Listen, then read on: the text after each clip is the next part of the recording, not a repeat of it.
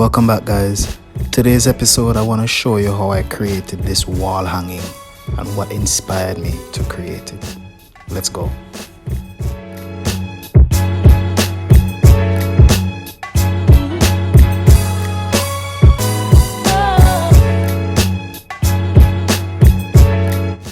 So I've had this white mask sitting in my living room for about a year and a half now.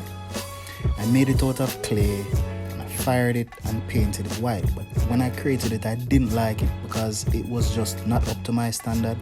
I think I made it too fast. I rushed it, so I decided to just leave it in the living room for a while until I decided that, you know what, I'm gonna turn this into a wall hanging. But this wall hanging will be inspired visually by Jamaican African Maroon culture.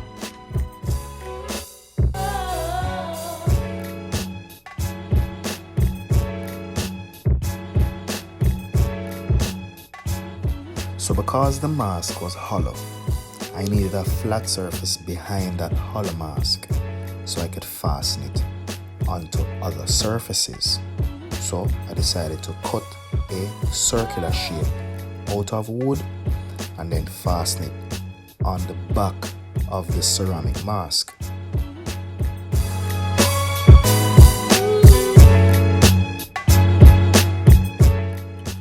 So because this is going on the wall, I wanted to make sure it was secure as possible. That's why I'm using wire to fasten the mask on top of the wooden circle. I also add another level of reinforcement by fusing the two pieces with my two-part epoxy. So the wire and the two-part epoxy makes it even stronger.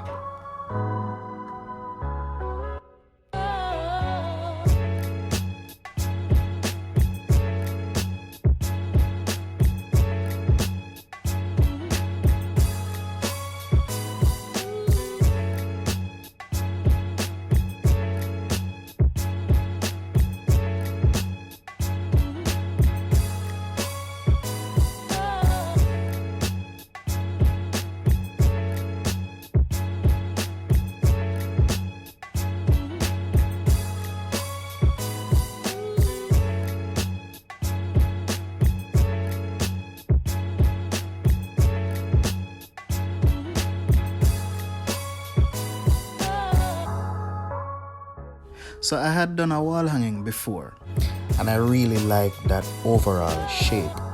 So I decided to base this one on that original shape. So I just traced it out and reused it. Now that shape at the back is reminiscent of an African shield. And of course, you know, a shield is used to protect.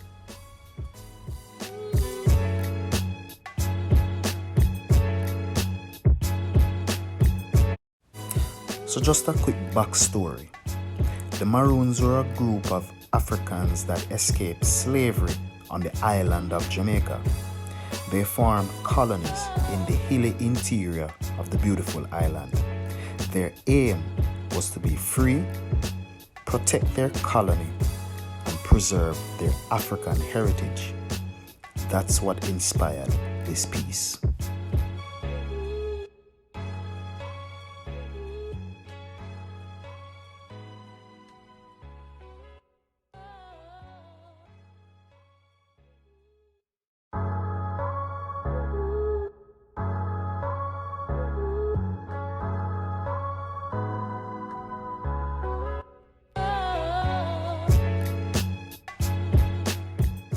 So as it is right now, what I'm trying to do is I'm cutting out that shield shape because I'm going to use those two pieces for the backing of the wall hanging. I always take my time, use my jigsaw to cut down the shape properly, then use my sander to sand down any splinters or anything that may harm anyone that is handling this work of art.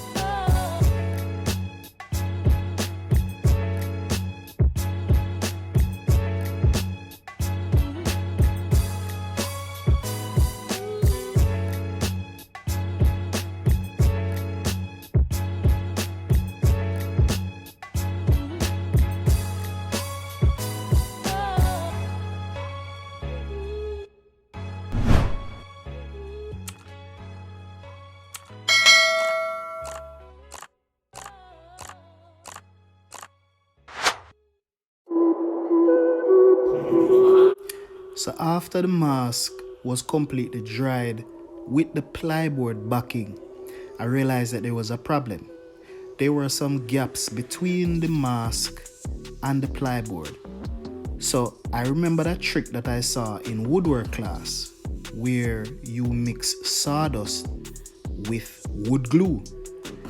Instead of using wood glue, I use my 2-part epoxy. Yeah, my JB 2-part epoxy.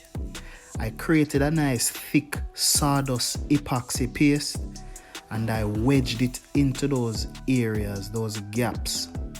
This works so well because when it dried, it was so solid and it fused the two material, the ceramics and the wood, very tightly.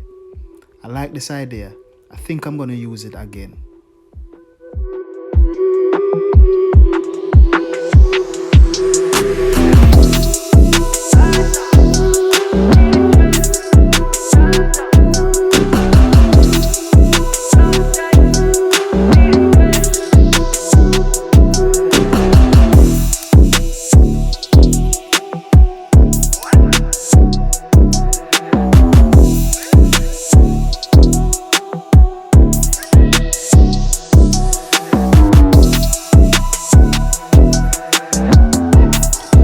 After filling those gaps with my sawdust mixture, I just went over the top of it with some of the regular 2-part epoxy, and that kind of acts as like a sealant on the top. I allowed it to dry and then I sanded it down.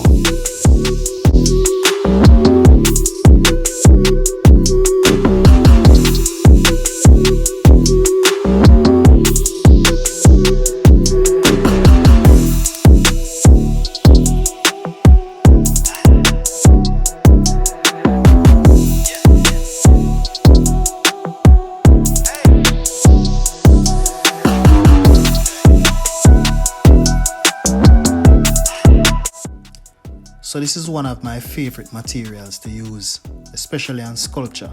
This is Bondo, and of course, as we call it in Jamaica, automotive body filler.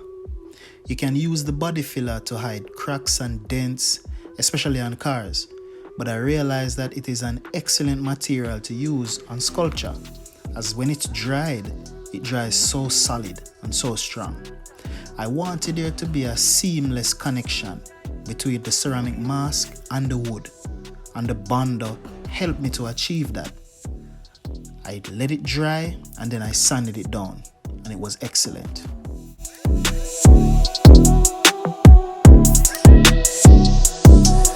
So this is the final step in constructing the entire form.